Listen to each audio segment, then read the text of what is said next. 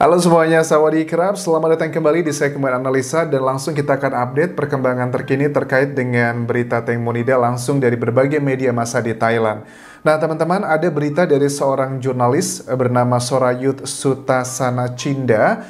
Seorang reporter berita itu menunjukkan dan juga membuktikan serta mengungkapkan fakta bahwa pada saat 5 saksi tersebut melakukan pemeriksaan di bulan Februari dan juga Maret ya 2022, ada ditemukan kandungan obat-obatan di tubuh mereka, namanya adalah alprazolam. Itu di salah satu saksi itu ditemukan, tapi nggak disebutkan siapakah saksi tersebut. Karena sampai saat ini dari jejak digital yang aku cek, Gatik dan juga Sen adalah dua saksi yang masih belum diperiksa untuk data-data mengenai obat-obatan tersebut. Coba kita cross-check dulu teman-teman. Dan ini sudah dikonfirmasi juga sama penyidik Nontaburi, karena mereka juga harus memberikan pemaparannya kepada kejaksaan kan, dan juga termasuk dengan temuan-temuannya. Jadi kalau aku lihat dari di tanggal 10 Mei 2022 ini penyidik memverifikasi 20 hal yang dinilai kejaksaan itu tidak ringkas. Ini sudah akan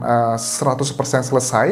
Dan di tanggal 9 Mei 2022 polisi Letnan Kolonel Kirap Kriti Ranon, Secretary General of the Office of the Ombudsman, itu sudah mendapatkan laporan, salah satunya adalah mengenai temuan obat-obatan tersebut di salah satu saksi. Tapi coba kita cek dulu sebenarnya alprazolam itu obat apa, Anjas? Kalau aku cek di Google, alprazolam is used to treat anxiety and panic disorders. It belongs to a class of medications called benzodiazepines, which act on the brain and nerves, central nervous system to produce a calming effect. It works by enhancing the effects of a certain natural chemical in the body.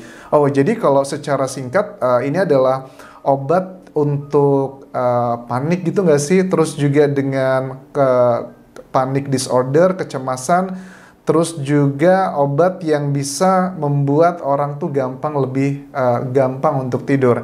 Dan ini sebenarnya juga related kalau kalian masih ingat di temuan dari data otopsi yang mengenai tubuh Teng Monida.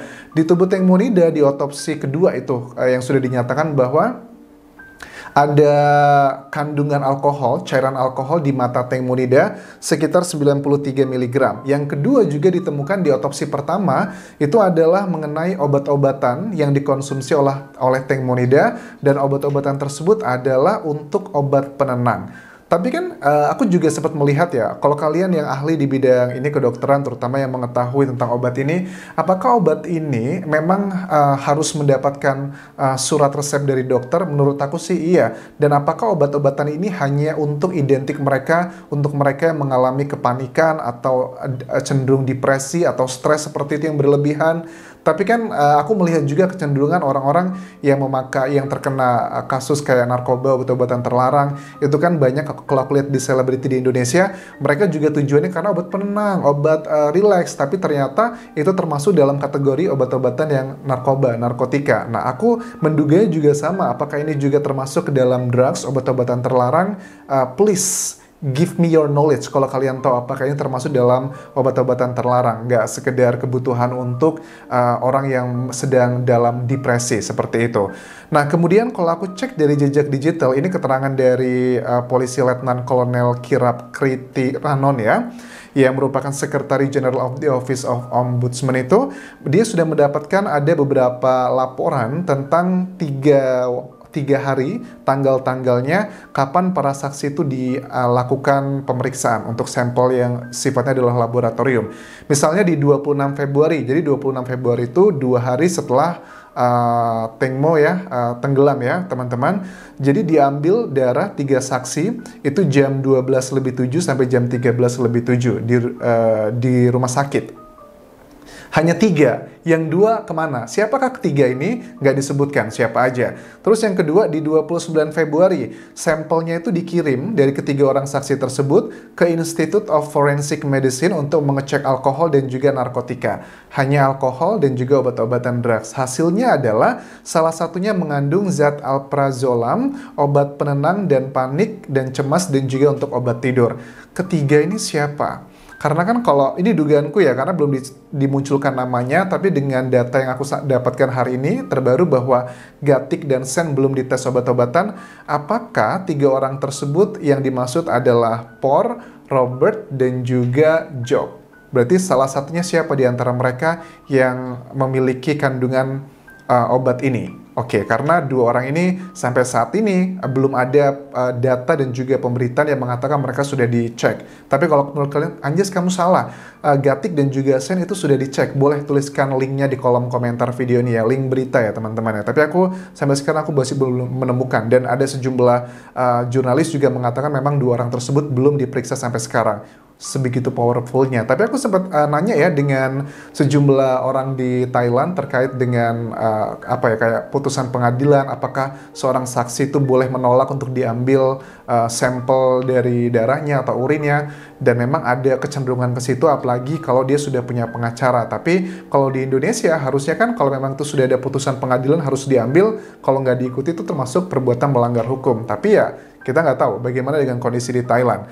Kemudian lanjut lagi adalah di 1 Maret ya, penyidik Nontaburi itu ambil urin ke 5 saksi tapi 1 menolak. Oke, jadi di berikutnya 1 Maret, 2 hari kemudian 5 saksi diambil urin tapi 1 yang menolak. Nah kalau ini aku tahu ini siapa, karena ada beritanya kan waktu itu kita sudah dibahas, itu adalah Sen yang menolak untuk diambil urinnya.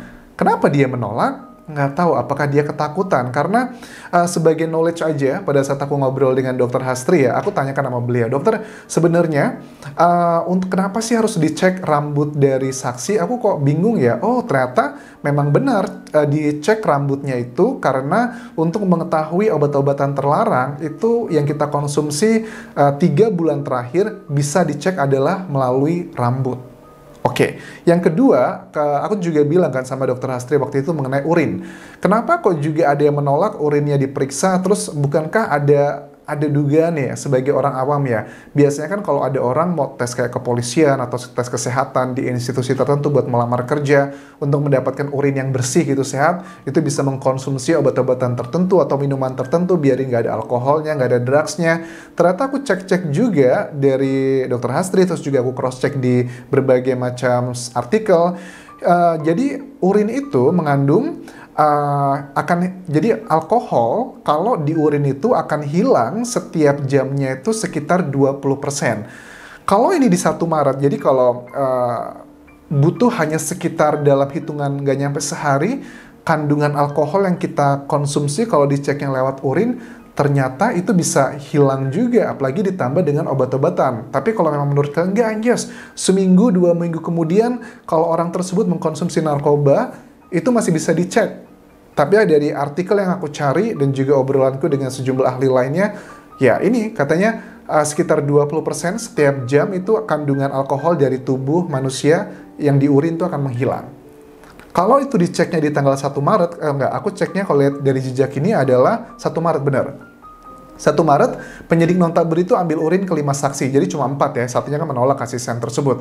Ya artinya kalau dari tanggal 24, 25, 26, 27, 28, 29, 30, Maret, sudah lebih dari seminggu, ya kemungkinan besar urin tersebut tidak memberikan data apapun. Nah makanya juga kalian masih ingat ada satu saksi juga yang menolak diambil rambutnya karena alasannya adalah habis hair transplant. Siapakah saksi tersebut? Adalah saksi Por. Tapi anehnya juga mereka berdua pada saat setelah terjadinya penolakan tersebut kan ya, mereka malah bergabung mengabdikan diri selama 10 harian, 15 hari kurang lebih ya, itu di tempel untuk menjadi biksu sementara. Dan itu juga salah satu prosesnya dihabisin rambutnya, kan dibotakin. Itu juga nggak make sense gitu loh. Makanya ada banyak hal yang sifatnya itu adalah kontradiktif dari action sebelumnya ke action berikutnya. Ini nggak ngomong tentang BAP atau berita acara pemeriksaan yang Mr. Acharya juga sudah mengklaim ada banyak sekali pernyataan-pernyataan yang berubah. Di awal pemeriksaan seperti ini, di pemeriksaan kedua berubah ini dan itu. Dan kemudian Gatik sudah mengakui bahwa memang iya kami itu, saya itu katanya berbohong karena itu di guidance sama seorang seorang pengacara yang inisial M, yang pengacaranya juga sekarang sudah menjadi tersangka ke-6 karena sudah memberikan saran untuk memberikan keterangan palsu. Nah, jadi kan banyak hal-hal yang awalnya kita curigai di media massa, ternyata sekarang sudah hampir 3 bulan ya, ini terbukti ternyata semua itu adalah penodongan kepalsuan. Oke, kemudian kalau aku cek dari keterangan di Thailand, ada ahli farmasi yang menjelaskan tentang obat ini lewat post di Facebooknya. Intinya dia mengatakan bahwa efek samping obat ini itu bisa mempengaruhi sistem saraf dan tidak bisa konsentrasi. Oke, ini juga unik nih. Uniknya adalah apakah obat ini yang dikonsumsi oleh Teng Monida juga? Dan mungkin kalau secara aku sih menduganya bahwa obat ini aku kurang begitu, maksudnya kita nggak bisa mengejat seseorang depresi atau enggak hanya dari tampilan luar, itu benar. Tapi kalau aku melihat dari ke-5 saksi yang bersama Teng Mo malam hari itu, Sen, Gatik, Por, Robert, dan Job. Mungkin kalau Sen dan juga Gatik kan sering terekspos di media massa. Kayaknya agak sulit ya mengejat seseorang itu mengalami depresi atau enggak hanya dari tampilan luar. Kadang kan orang kelihatan senang, happy, punya keluarga bahagia, punya uang banyak, kerjaan sukses, tapi ternyata di dalamnya menyimpan anxiety, menyimpan kecemasan, depresi, nggak bisa tidur. Itu memang sesuatu hal yang nggak bisa terlihat dengan kasat mata. Dan ya, kalau dari physical appearance-nya memang ke-5 saksi tersebut nggak menunjukkan adalah depresi. Apakah jangan-jangan obat ini adalah obat untuk salah satu ngebuat tenang, relax, yang sejenis dengan alkohol juga, minum-minum gitu? Karena kan seperti aku bilang teman-teman, ada beberapa video yang aku bahas sebelumnya bahwa kalau mereka ada ditemukan botol wine, alkohol, ada 10 yang dihancurkan, terus juga ada gelas-gelas wine, kayaknya nggak mungkin mereka rame-rame sama temen 6 orang gitu kalau cuma minum doang. Tapi pasti ada sesuatu hal dilakukan, misalnya dengan drugsnya atau dengan musiknya. Kayaknya drugs, musik, alkohol itu adalah satu kesatuan yang kayaknya agak sulit untuk dipisahkan, apalagi dengan kita melihat profiling dari kegiatan mereka di sana adalah naik speedboat.